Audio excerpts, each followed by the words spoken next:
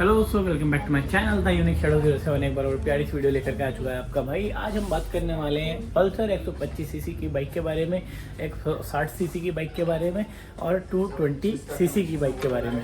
तो जी हाँ, आज हम बात करने वाले हैं उन बाइक के फीचर्स के बारे में नहीं, हम बात करने वाले हैं उन बाइकों को किस तरह से परचेस करा जाएगा, कितने सिविल पे कितने डाउन पेमेंट आपको देनी पड़ेगी और कितना सिविल आपका होना चाहिए, जो कि आपको बाइक ये कम से कम रेट ऑफ इंटरेस्ट पे आपको ये बाइक मिल जाए।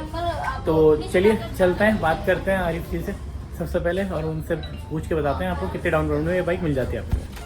दोस्तों तो आ चुका हूँ मैं आरिफ भाई के पास। क्या हाल है आरिफ भाई? सब बढ़िया मेरे भाई।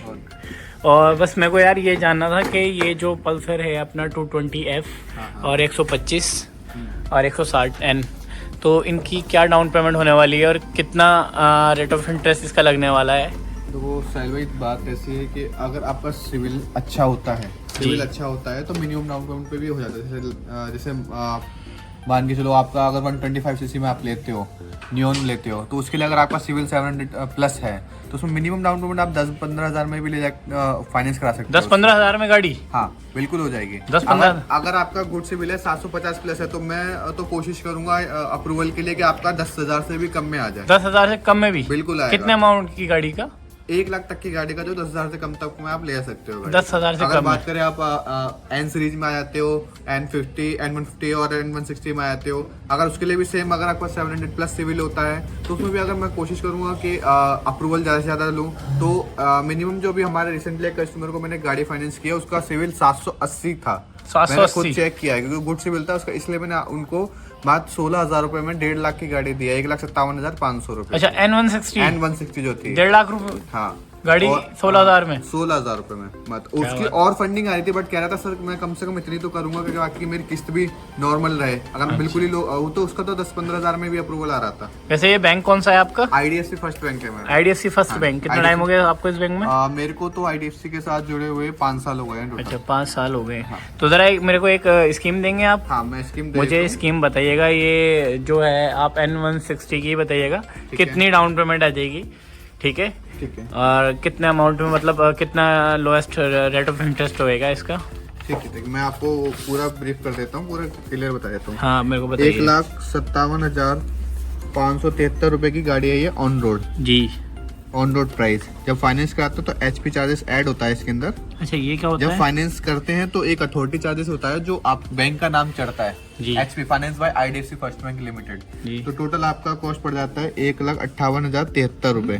अच्छा, अगर मान के चलो अगर मैं मिनिमम डाउन पेमेंट में करता हूँ, जैसे कि मैंने एक की गाड़ी की फाइनेंस करी है 16,000 रुपए में जिसको दी है, वो सेम स्कीम आपको मैं बताता हूँ। तो 1,16,000 की आपकी डाउन पेमेंट आ जाती है। EMI आप कितने मंथ के लिए तक कराते हैं? ये EMI मेरी तो मैं तो ये चाहूंगा कम से कम हो, मतलब कम से कम मैं आपको बता देता हूँ।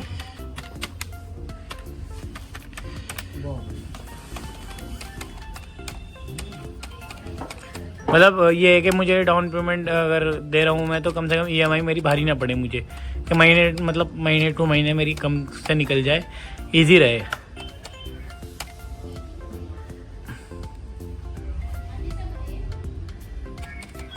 वो मुझे बता दोगे तो बढ़िया रहेगा थोड़ा सा।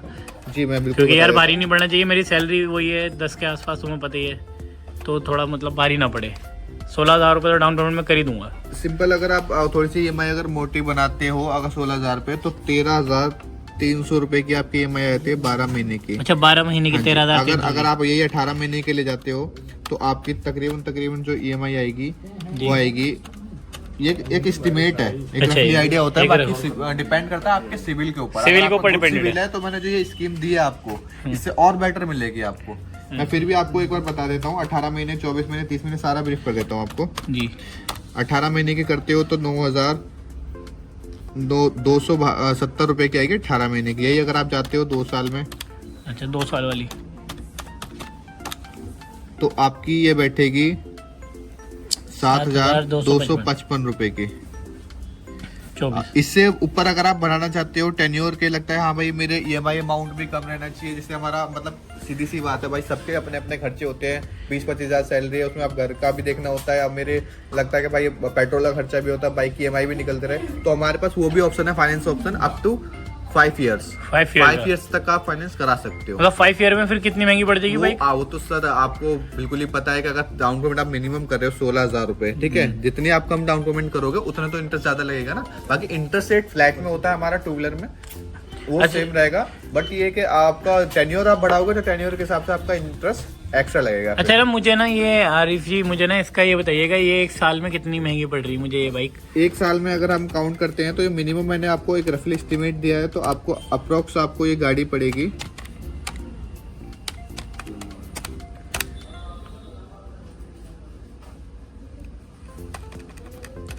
मेरे को तीनों को ही बता देना कितनी महंगी पड़ रही है ये।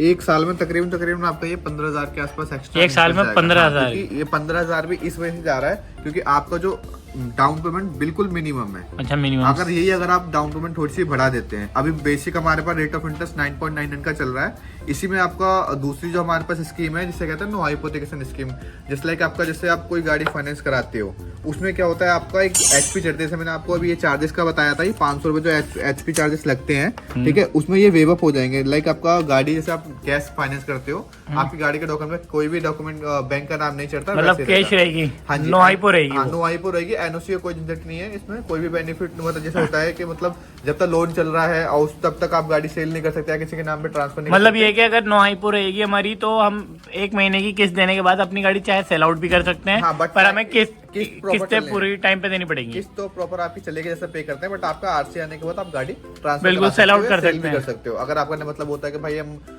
कुछ बजट बिगड़ रहा है, कुछ भी ऐसा इश्यू आ रहा है तो कर सकते हो। ओके, तो जी हाँ दोस्तों, देख सकते हो आरिफ जी ने आपको बहुत अच्छा ब्रीफ कराया है फाइनेंस के बारे में। टर्म्स एंड कंडीशन ये रहेगी, आपका सिविल 750 प्लस होना चाहिए और उसके लिए हमारा जो रेट ऑफ इंटरेस्ट आएगा 7.99 से लेकर 8.5% तक आएगा, ये हमारा। तो जी हाँ दोस्तों, इन्होंने अपना रेट ऑफ इंटरेस्ट भी बता दिया, देख सकते हैं, आपको पूरी स्कीम बता दी इन्होंने। 1,57,573 रुपए की बाइक है, इसमें जो कि HPV है, आप देख सकते हैं प्राइस, और बाकी सारी चीज़ें आपको आरिफ जी ने ब्रीफ करा दी हैं। तो दोस्तों मैं तो यही बोलूँगा आपको कि भाई अगर आप जा सकते हो या थोड़ा सा और अमाउंट बढ़ा सकते हो तो बढ़िया है, डाउन पेमेंट आपकी ज़्यादा हो जाए तो और ज़्यादा अच्छी स्कीम मिल जाएगी आपको। तो वैसे ज़्यादा ना सोचो भाई, बहुत अच्छी स्कीम चल रही है, और जल्दी जाओ बाइक फाइनेंस कराओ और कमेंट करो और बताओ भाई कैसी लगी आपको वीडियो बाइक की, और कैसा रहा आपके दिमाग में, मतलब घर बैठे बैठे आपको पता लगा नहीं लगा कि कितने अमाउंट में आप बाइक ले जा सकते हो। 1.5 लाख रुपए की बाइक आप कितने अमाउंट में ले जा सकते हो मिनिमम। तो इसके लिए आपका चाहिए सिविल, तो भाई जल्दी जल्दी जाएँ, वीडियो शेयर करें, लाइक करें, कमेंट करें और सब्सक्राइब करें चैनल। मिलते हैं आपको नेक्स्ट वीडियो में।